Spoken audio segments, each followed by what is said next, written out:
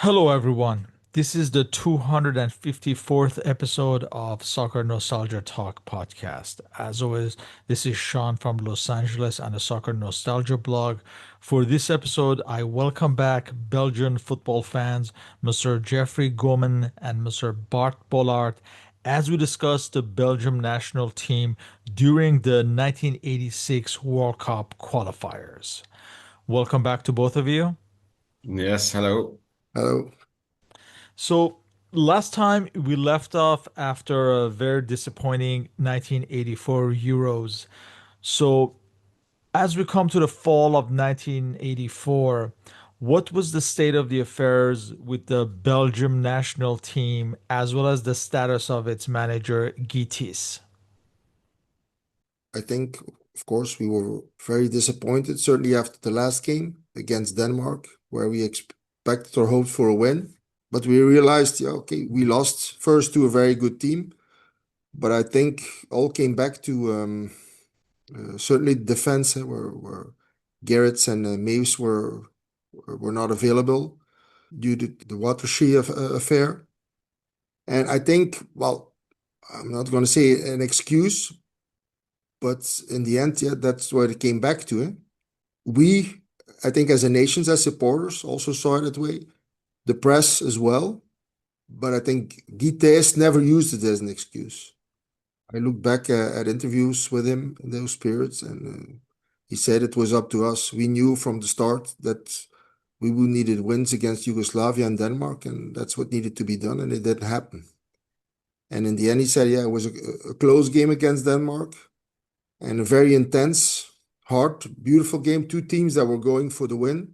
And he also blamed the game we had against Denmark, that Denmark lost the semi-final to Spain because they had to go very deep against us for that win, which in the end, they didn't have the strength or the power to get the semi-finals win over Spain. But I think, okay, we knew that the guys were not coming back as yet. But overall, we knew what the reason was. And I think if you look back, that was the reason as well. Eh? There was guys needed to come in the team that didn't have the experience, certainly in the national team, as the two other ones have. Last time we discussed in length this Standard Waterschei scandal and the most notably the suspensions of Eric Gerrits and Walter Muse, which was the heart of the defense. And this affected obviously Belgium's displays. And like you said, the suspensions were still in effect. And at the time, no one knew. But as far as Walter Muse, his international career was over effectively. But as this season kicked off and the suspensions are still in effect, were more experimentations necessary to offset the suspensions? I think we had no other choice. Yeah, what we used in the Euros didn't work.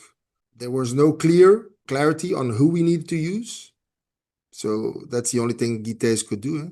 Keep experimenting more. And I think if we look back at the selections that he made in those times, that he used the guys who were in form and whose teams were performing well in local competitions.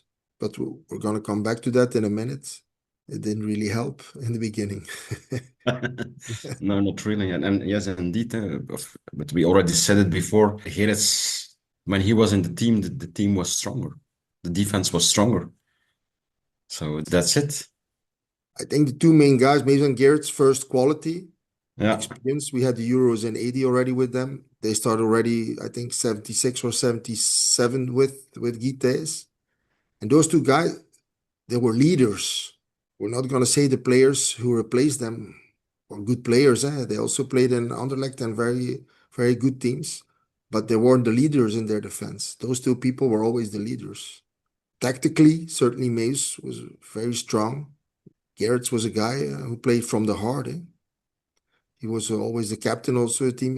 You will see it later on in the 80s when he goes to PSV. If I'm not wrong, he was elected player of all time in PSV. So that says enough. As a right back, that says enough who he was. So certainly then for the Red Devils, he was very important. Enzo Schifo had been the discovery of the previous season, along with Anderlecht teammate Georges Groen. Did these two players now have a different status and regarded as the future of the Belgian national team? I think they were more looked at. Yeah, Schifo, yeah, amazing talent. Maybe a bit too many good matches and matches which were a bit less, but major talent. Everyone And let's remind he's knew. still 18 years old. Yeah, everyone knew a big future ahead. You cannot look into his head, but I can imagine that he himself experienced a bit more pressure. Well, of course, what's very important, I remember when he came in, it was like a bomb dropping in it. 18-year-old talent. I remember the goal he scored in the European games against Nottingham Forest at home. We were all blown away. We had very good players, but pure talent. I think we had to go a long way back that we had that in Belgium. That's also just before the Euros. He was still Italian. He had to be naturalized to the Belgium identity. So we had it done, which before with Lozano didn't work. We had it done with Schifo because we knew if we could get the talent that we're going to need it. I think in the beginning, though, we maybe put a bit too much pressure on me. It was not up to an 18-year-old to carry the team, which later on, okay, we expected. And also for a while, he did that with Belgium. But in the stage where we were as a team after the Euros, maybe we put a little bit too much pressure on him. But okay, that's what it was. And in a way, it was also natural that the Belgian people were hoping for that. We were also always a team of underdogs. And now we had somebody who could bring us to a different level. With Groen, okay, was different, a different kind of player. But later on, he became also a leader, a very important leader for the team. That's something he had but was a strong guy, a very good defender, very well disciplined. A good thing also, they were very close friends, Groen and Schifo. So that also added up to the strength of the team. But did we expect more from him? No. From Schifo, I think we put a little bit too much pressure on him. But okay, when the other ones came back later on, everything became normalized, I think. The season starts with a friendly on September 5th at Heysel against Argentina, an Argentina on tour without Maradona. This match, Belgium loses 2-0 at home. You have the international debut of Eddie Jaspers from Beveren and a young Mark de Grijse from Club Brugge. This was the final match of Mark Bijk for Belgium, his 15th and final cap. His first cap had been in 1977. Obviously, this was an experimental match, but we see this young Mark de Grijse. So, was he a bit too raw and too young at this point to make an impact at international level in the immediate? I think you're never too young. For us as Belgians, we had okay, Schifo wasn't a different talent. Mark, of course, was also great talent, but for us to drop a young kid at that age, something what the Dutch did, yeah, they never held back to drop young people in. But okay, it was a friendly, so it was an experiment, which was logic. Yeah, everybody saw the talent, but later we're going to discuss about it. Yeah, it took another few years till he became a regular player in the team. Yeah, it was not the same player. We did not expect the same, I think, from Mark de Grijze than an Enzo Schifo. That's so maybe for Mark it was a bit easier. Yeah, there Yeah. was no pressure on him, No, no. and nothing to lose in a friendly. So, I mean, whatever benefit would come from it would be a plus to the team. And if it didn't work out, I mean, there was no risk. But coming back, I remember there we were talking about Jaspers and the team. Beveren were a very good team at the time. I think they were in the lead in the competition. That was one of the reasons. Jaspers came in the team. Like I said, experiment and see which players are in form and performing well with the team and the team performing as well. And that was Beveren at the time. I think that year they played champions in the Belgium competition. So Yeah, they're the defending champions at this point. yeah. Yes, yes. For the World Cup qualifiers, Belgium were in a group with Poland, Greece, and Albania. The World Cup qualifier started on October 17th at Heysel against Albania. For this match, Jean-Marie Pfaff, he had just been back from injury and he was still not a regular at Bayern Munich, so he was not selected for this match. So Jackie Monaron of Anderlecht started in goal. The rest of the lineup, you have Georges Groen of Anderlecht. Making his one and only appearance for Belgium, you have Dirk de Vries of Lokeren, Michel Renquin of Servette in Switzerland, Michel de Wolf of Ghent, Frank Verkouteren of Anderlecht, René van der Eycken of Anderlecht captaining the team, Enzo Schifo of Anderlecht. Nico Claesson had joined Stuttgart in West Germany. Leo van der Elst of Club Brugge. He'd be replaced by Mark de Grijse in the 60th minute. Alex Jurnatinski of Anderlecht, and he'd be replaced by Eddie Woodekers of Waterschei in the 70th minute. So in this match, Belgium took the lead in the 59th minute when Groen's cross from the right side was knocked in by Nico Claesson. But Albania tied the match in the 71st minute through Bedri Omuri. In the 81st minute, Eddie Woodekers missed a penalty kick, which could have been very detrimental for Belgium not being able to defeat a team like Albania at home. But fortunately for them, just a few minutes later, in the 84th minute, Schifo headed in the second goal. And just before the end, in the 88th minute, Woodekers redeemed himself with a long range shot from outside of the box. Belgium won 3-1, but it was not an easy win. Then there's like a couple of months of break where Belgium saw no action. And in the tail end of the year, just before Christmas, there are two away matches. The first one is against Greece at Athens on December 19th. For this match, Jean-Marie Pfaff of Bayern Munich is back in goal. You have Pfaff, Groen, Jaspers, Frankie van der Elst of Club Brugge making his international debut. Renkan, Verkouteren, Michel de Groete of Anderlecht, Schifo, Claesson, Jurnatinski.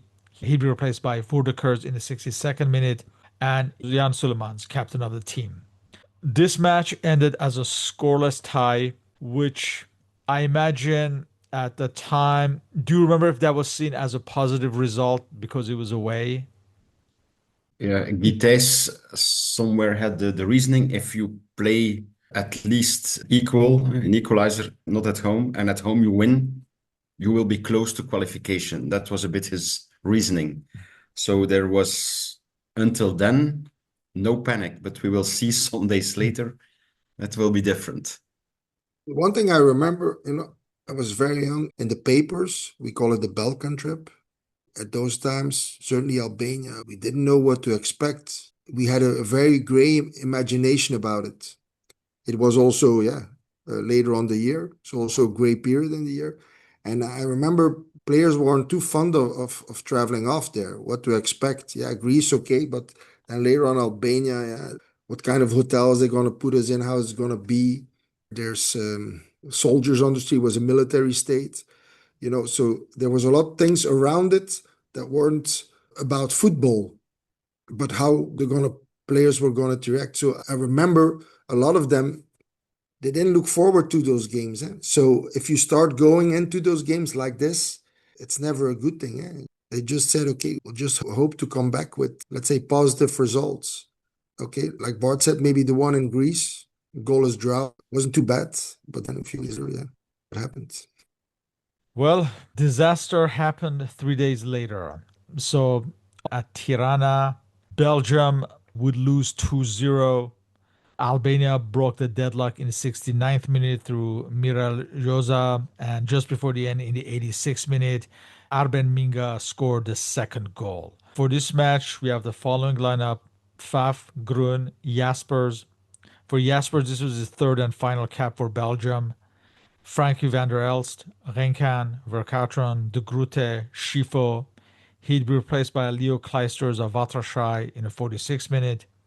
Clayson, Zerniatinski, he'd be replaced by Woedekers in the 60th minute, and Jan Sulemans, captain of the team. So this was completely unexpected. Belgium were expected to win against a team like Albania. It was just a continuation of the disappointment of the Euros. So the calendar year ended in the worst possible way for Belgium. Do you think this was like the lowest point of the Gitis era, this loss against Albania? For me, I think yes, because I think it was the third or maximum the fifth match that Albania would have won in a World Cup qualifier. I remember I was watching that game on TV. Sometimes you did not believe because what you see because we did not have, as I remember, we did not have any chances. You saw it happen that the goal would have been scored the other side.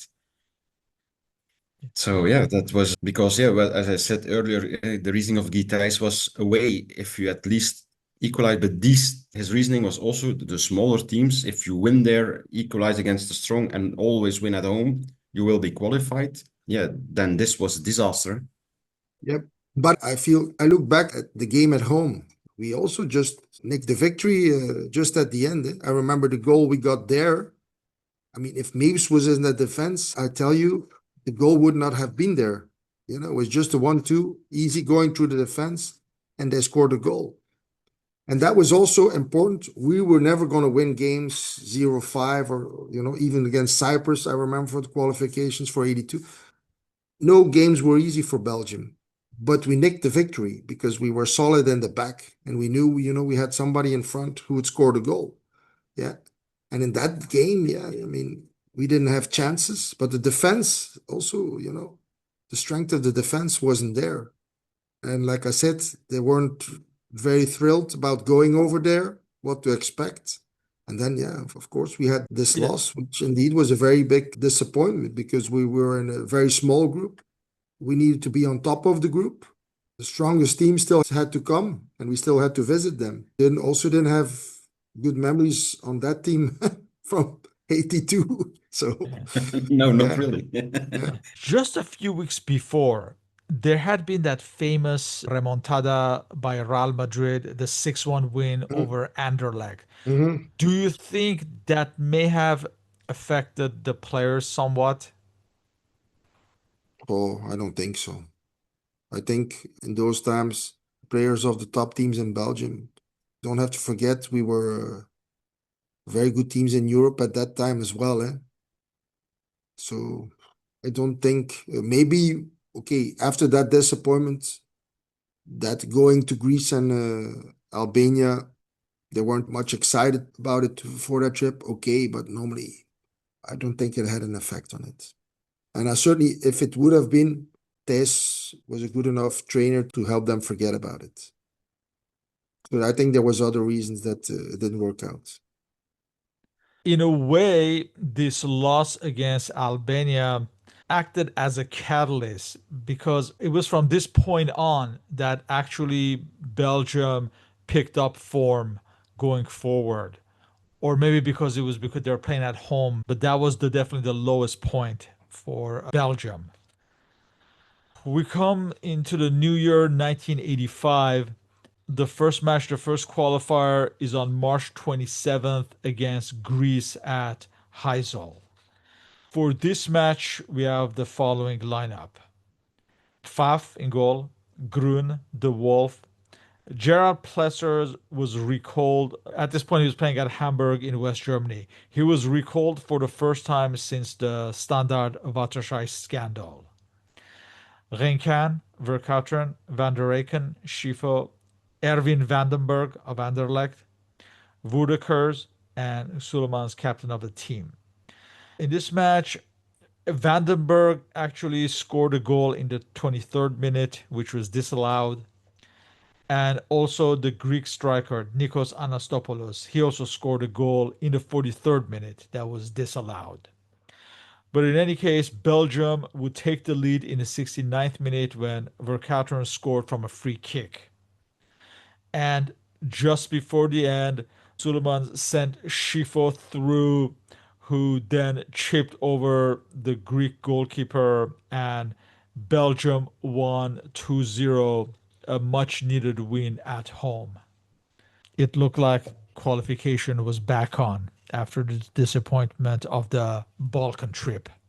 As we come to the spring of 1985, the suspended players of the Standard Waterschei scandal were eligible now.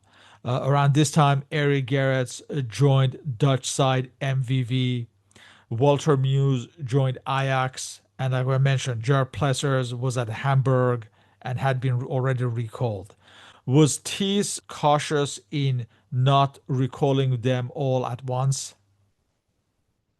I think that yeah, he had made some choices, but yeah, all at once, you just knew that Gerets, yeah, he was very important. Mees was very important, and maybe yeah, psychologically he waited a bit. But when you want results, yeah, you want the best players, huh? Yes, but Thijs was smart enough. I think Yes. also we needed to wait for the reactions. How's the press going to react it? The supporters, okay. They also want to win. And also don't forget when players haven't played for a while. It was a very important games there for the Red Devils. So we need to make sure they were ready. So even if they were important, without some games in the legs, it's not always easy. And the games needed to be won. So I think he knew very well what he was doing. Whatever he did, he was going to bring it in at the right time. Of course, Gerrits and Mays was not the same. Mays was really at the end of his career. Gerrits still had his best days coming. Yeah. On May 1st, Belgium hosted Poland at Heysel.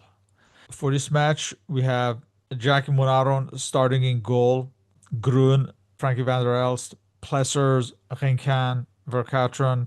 He'd replaced by Raymond Moments of Lokeren in the 80th minute. Van der Eycken, Schifo. He'd replaced by Kleisters in the 82nd minute. Vandenberg, Woedekers, and Suleiman's captain of the team. Now, in this match, Belgium would take the lead in the 30th minute when Vercauteren's cross from the left was knocked in by Vandenberg. And in the 52nd minute, Vercauteren scored the second goal from a narrow angle. So Belgium won again 2-0, a very important win against their main rival in the group. So was this win basically what Belgium really needed to leave behind all the disappointments of the previous year? Did it at this point look like they were back to where they should be? Yes and no. We knew we had to win two games. So, the home game was a logic one, but the tougher one still needed to come. Poland at that time, so also still a communist country. Yeah, behind the curtain, we needed to go. So yeah, it's never easy. Okay, we had some experience. Certainly the Anderlecht players, they did it in European games, going to Poland. But okay, we knew we had to win that game, which was first a good one for the motivation of the players. But the most important one was the one following. I think it was an important win, because indeed also, as Shahan says, psychologically it was the way we had to go. Would we say that we were back where we wanted to be? No, and because yeah, we were not qualified, but it was a needed win, a needed win. Yeah, and of course, Poland, I mean, from 74, 78, 82, Yes. was a strong team. They were Yeah. always up there in the tournaments. I think they were third in 82. So good Yes, but team, they made very him. Yeah, good players. yeah, And we knew Lato was here in yeah. Belgium. We knew Lubanski, who was here in Lokeren. So yeah, and of course Boniek was a star in Juventus. So it was a big win, good team. But of course, people were always looking like teams like Germany, England, Italy. But Poland was a big team. And for us, it was always a bit, certain things were unknown. The players that were playing in Poland, you didn't see them on TV. It was very difficult to analyze them. So that was always the hard thing against teams like that. But on the other hand, Thijs knew what he was facing. So, of course, Yeah. it was a good win. Because I think at that moment that we came number one in the group, I think, but afterwards Poland went to Greece and made a win, I think 3 goals difference. So they became 4-1. leader. Yeah, they won 4-1. Yeah. Yeah. Going into this key match, this last match, Poland were, I believe, 1 point ahead of Belgium at this point. So all they needed was a tie to qualify for the World Cup. And of course, the runner-up in the group would be playing in a playoff. We come to the next season, 85-86 season, and this match on September 11th at Poland at Chorzow. For this match, there's the return of Eric Gerets to the national team following his suspension. At this point, he has joined PSV Eindhoven in Netherlands. Even though he was back, he was stripped of the captaincy for good, and Sulemans would remain as the captain of Belgium for the remainder of his career. Let's remind everyone that Gerets' last match for Belgium had been in 1983, about almost 2 years prior. So for this match on September 11, 1985, we have the following lineup. Faf, Eric Gerets of PSV Eindhoven, Plessers, Frankie van der Elst, Renquin, who now is at Standard Liège, Grun, he'd be replaced by Mark de Gruyse in the 55th minute, Van der Eycken, Schifo, Vandenberg, he'd be replaced by Kleisters in the 75th minute, Woerdekers, who has joined French side Rennes at this point, and Sulemans, captain of the team. Now, for Woerdekers, this was his final cap for Belgium, his 22nd and final cap. His first cap had been in 1978. For Plessers as well, this was his final cap, his 13th and final cap. His first cap had been in 1979. This match ended as a scoreless tie, and Poland qualified for the World Cup directly. Belgium were now in a playoff. Getting back to Eric Gerets and his return, was he accepted by the press and the public at this point upon his return? Were there any complaints, or everyone was on board as far as the press and the public? Well, No, not that I remember. no, me neither. And I think, I don't know what was in the press, but people on the streets, I remember my father, for example, we all said Kutels was the guilty one in the Standard affair, and he was the one who jumped out of it. I think he went on a trip to Brazil to be coached there, to be far away from all the noise. I mean, the story, okay, nobody will ever know what really happened. He pushed Gerets to do what he did, and he got blamed for it, and a few other players. But I think overall, it's like supporters are, and the press in the end as well. If they know they need someone to reinforce their team, they're gonna always be an advantage of that player, whatever he did. It's like now in cycling here, we had guys who had doping, years back, and they're still on television. Once a hero, always a hero, whatever they did. Yeah. It's like with me with Maradona in my room. He also did a lot of bad things, but he's still my hero. Yeah. For the playoffs, Belgium were paired with the Dutch. What was the general mood regarding facing the neighbors? Was there some optimism, or was there dread, as the Dutch were obviously not the Dutch of the 70s, but still these matches between the neighbors are always tricky? Yeah, I think as Belgium, you don't want to lose against the Dutch, whatever. So I think that, as I remember, there was more the feeling, all right, it's against our neighbors. We don't want to lose. It's not that we were favorite. We liked the position. of, yeah, maybe a bit Underdog. still underdog, huh? Mm. But in the end, I remember that very well. The Dutch were sure they Yes. were going to beat us. And I think at that period of time, they were in a more difficult position than we were. They didn't qualify for two tournaments in a row. They knew they had some young players coming, which later on proved it. But there was still a team who were also looking for where they were at that stage. If I remember, Beenakker was the coach at that time. Typical Dutch, eh? They weren't going to beat those small or stupid Belgians. Eh? But he didn't. We had some smart players in our team at that time, which certainly at home made the difference. They were in a group with Hungary, yes. Yeah. Right, Hungary and Austria. Yeah. Yeah. We have to mention that a week prior to the first leg match against the Netherlands on October 9th, Ludo Cook was Mm. killed in a car accident. And of course, at this point, he had not played for the national team since the Euros, I believe. He was a hero of Belgium of this era.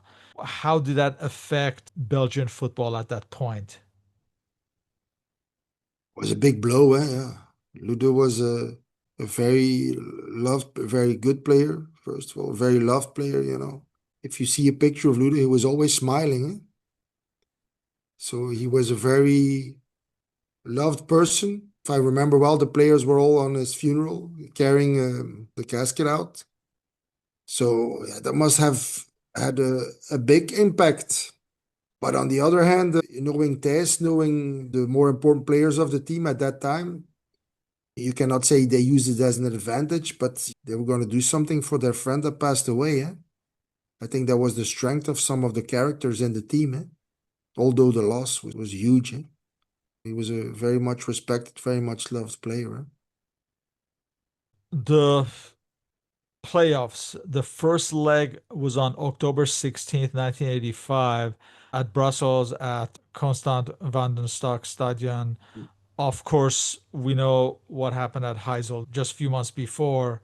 Most likely, this match would have been held there had all that not happened. This is a Dutch side containing the likes of Ruud Gullit, Frank Rijkaard, Willy van der Kerkhoff playing his final match for the Dutch, Marco van Basten, Wim Kieft, and of course former Standard man Simon Tahamata, among others. For this match, we have the following lineup: Pfaff, Gerets, Grun. He replaced by Jorniatinski in the 68th minute. He had joined Standard Liège that season. Frankie van der Elst, Renkin, Verkouteren, Van der Eycken, Leo van der Elst, Vandenberg, Nico Claesson, who had joined Standard Liège as well this season. Jan Sulemans, captain of a team. This match, Belgium would take the lead in the 19th minute. Claesson crossed from the left side. Sulemans at the edge of the box headed across to Verkouteren, and he shot from the edge of the box and scored Belgium's winner. Belgium would win 1-0. And we should point out that Wim Kieft would be sent off in the 4th minute for striking Verkauteren in the throat. Marco van Basten would also be booked in this match. He would be suspended for the return leg. So Belgium won an important win. As fans, do you think like Belgium being what it is defensively, they were very much in a good position to advance? Was that the consensus, or obviously everything's up for grabs? 1-0 at the time was a great result. Eh? Because if you score one away, and certainly Belgium at that time, you know, if you see the lineup, we were back with a team which we wanted. But of course, yeah, it's a few weeks later in November. First, you don't know what the playing conditions going to be. Of course, I remember that very well. It's freezing cold. Yeah, but I'm looking Mhm. at the comment from a Dutch reporter when that thing happened with Kieft and Verkouteren. Players like Vercout and Van der Eycken, they were very smart in those typical. I look back at the images. Vercout was very smart what he did to Kieften. I mean, nothing really happened, but he fell down and the other one got a red card. So, and a few minutes later, he scored a goal. So, we had some very clever players in our team, which was also during the past few years. I remember in the Euros 80, Van der Eycken also very important in our team. Yeah, not the players, technically or they were going to make a difference, but yeah, very experienced and very smart. I remember, we knew Holland wasn't the biggest team, it was going to be a few years later. So yeah, I think we had good expectations going in there. But still, that was Thijs and Belgium reporters. We will always go as an underdog. And we loved it. And we knew the Dutch were, Benak was still there. We're going to beat them 2-0. It's simple. They were going to go to Mexico, they were sure. I remember the show before the game. We had a famous singer. They called it the singer without name. She was singing a song about Mexico. So they were sure they were going to go there. But it didn't happen. Yeah. No, it was a solid win at home. Yeah. It was a good game. Yeah. But 1-0 was a great result at that Yeah, time. it was a good result. Yeah. So this return leg was on November 20th, over a month later at Rotterdam at the Quip. The Dutch were without Kift and Van Basten, but Belgium were also without Gerard Plessers, who was suspended, and Vandenberg and Mark de Grijs were also injured. So for this match, we have the following lineup. Faf, Gerets, Hugo Bruce of Club Brugge. This was his first match for Belgium since 1979. So he was back in the team. Van der Elst. He'd replaced by international debutant Daniel Veit of Waregem in the 75th minute. And Waregem had a very good run in the UEFA Cup that season. I believe they would reach the semifinals, if I'm not mistaken. Yeah. Yes, correct. So you have Michel de Wolf, Verkouteren, Van der Eycken, Leo van der Elst. He'd be replaced by George Groen in the 47th minute. Kleisters, another international debutant, Philippe Desmet of Waregem, and Sulemans, captain of the team. The Dutch would take the lead in the 60th minute through Peter Houtman. They would score the second in the 72nd minute through Rob de Wit. So at this point, the Dutch are headed for the World Cup. But we come to the last 5 minutes and substitute George Groen. So Eri Gerrits crosses from the right side and Groen heads in Belgium's goal. They lose 2-1, but Belgium advances to the World Cup with the away goals rule. And again, this match played in freezing cold. Belgium qualified in the most dramatic fashion. Do you remember the celebrations back home? Do you remember where you were and how you experienced this unbelievable qualification? I went to bed with a 39 fever. Wow. Yeah, really. Yeah, I remember because I was a young kid and my mother, always said normally 8:30 I had to go to bed. It was a match, I think after 10.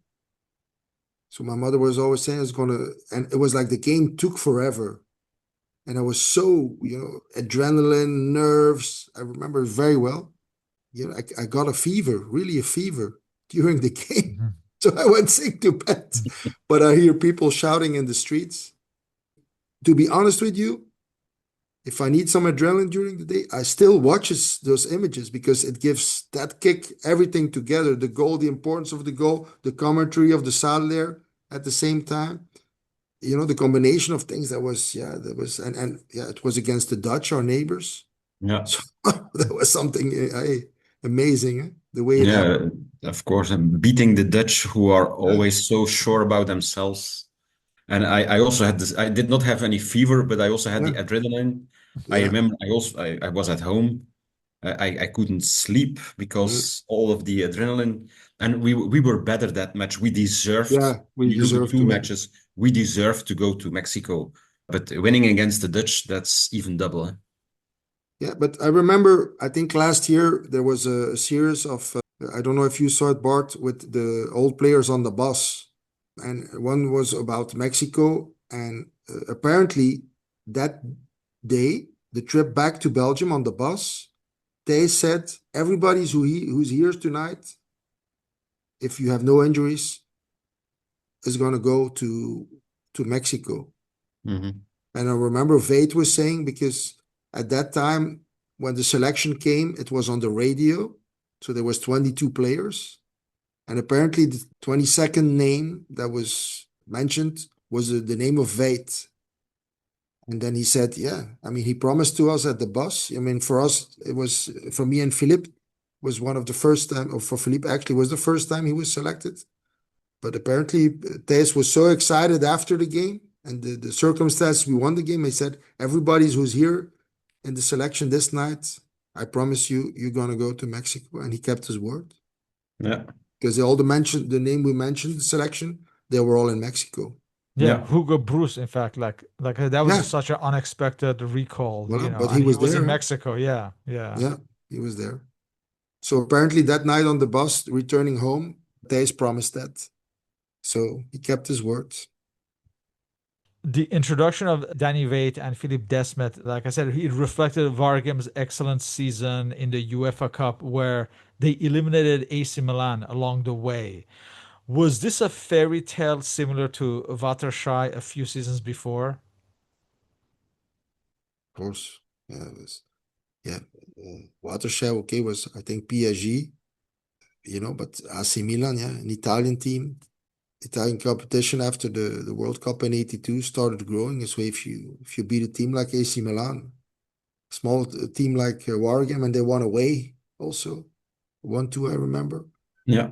Yeah, that was a real fairy tale. But we had a few ones. Waterschei, Beveren did it once, end of the '70s. I remember Winterslag once they beat Yeah. Arsenal. We had some fairy tales with small teams in those times. Yeah, and for those guys, yeah, it meant that they got recognized. They went to Mexico.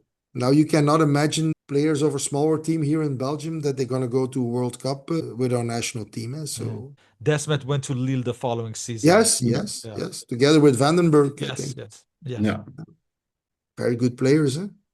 Yes, indeed. Danny Veit, so he played very well in Mexico as well. Yeah. Hmm.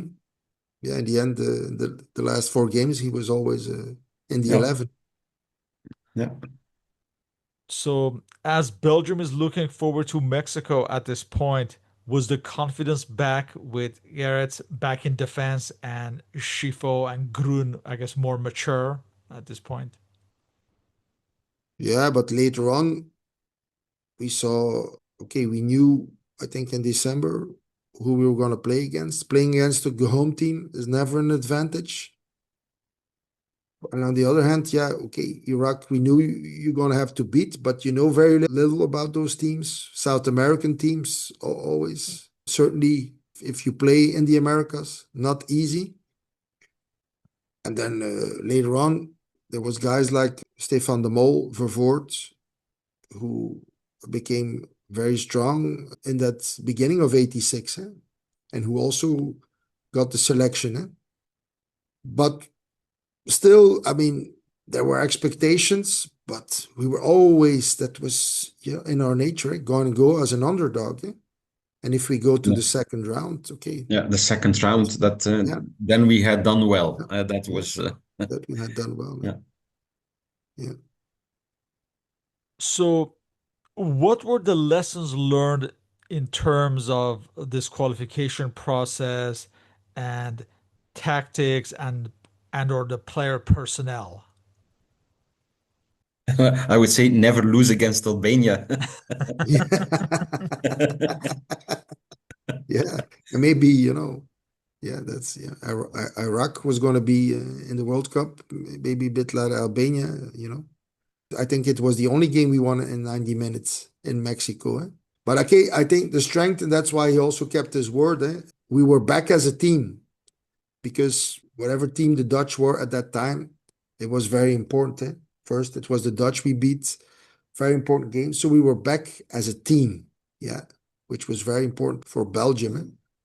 But then, during the World Cup itself, other things happened, and I think we have to be honest, lucky, in the beginning, we were unlucky, and then, against the Russian and stuff, luck was on our side, and then we ended up where we ended up in fourth place. But I think 4 years later, we had a much stronger team, and that was, for me, the biggest disappointment ever in the World Cup. Yeah, in Italy. Yeah, but that's another story. Yeah.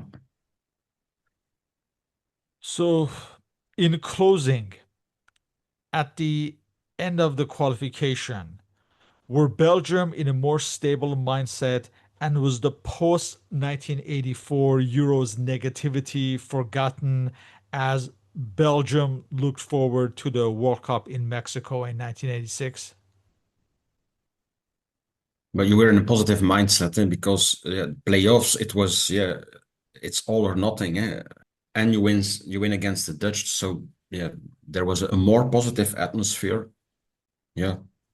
But we never changed our position. Underdog is what we like to have. Mm.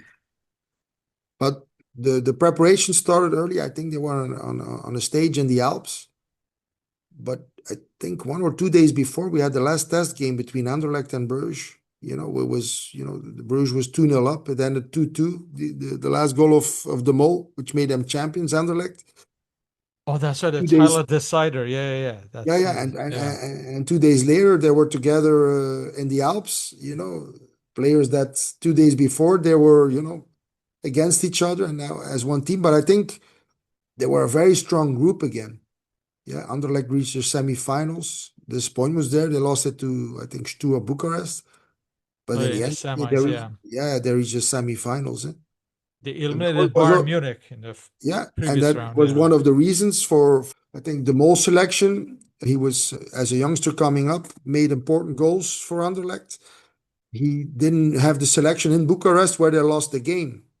But in the end, I think it turned into his advantage because everybody said, Hahn, who was the coach at Anderlecht, didn't select him for that game, and they lost 3-0. So it turned back in his advantage. Said, okay, he's at his age, he's already very important for Anderlecht, and which in '86 he proved to be for Belgium as well.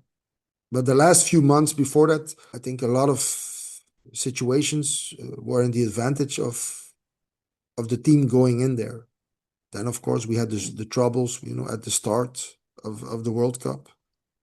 But after 3 games, the youngsters came in, and we reached the result where we became fourth, which Yeah. was unbelievable at that time.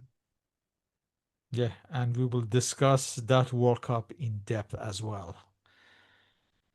So, with that, I would like to thank both of you once again for your participation in these interviews, and all our respective contact information is listed on the blog and podcast uploads. So, Jeffrey and Bart, thank you once again, and hope to continue these discussions on Belgian football history. Yes. Thank you. Yeah, you're welcome. Okay, thank you. Thanks as always.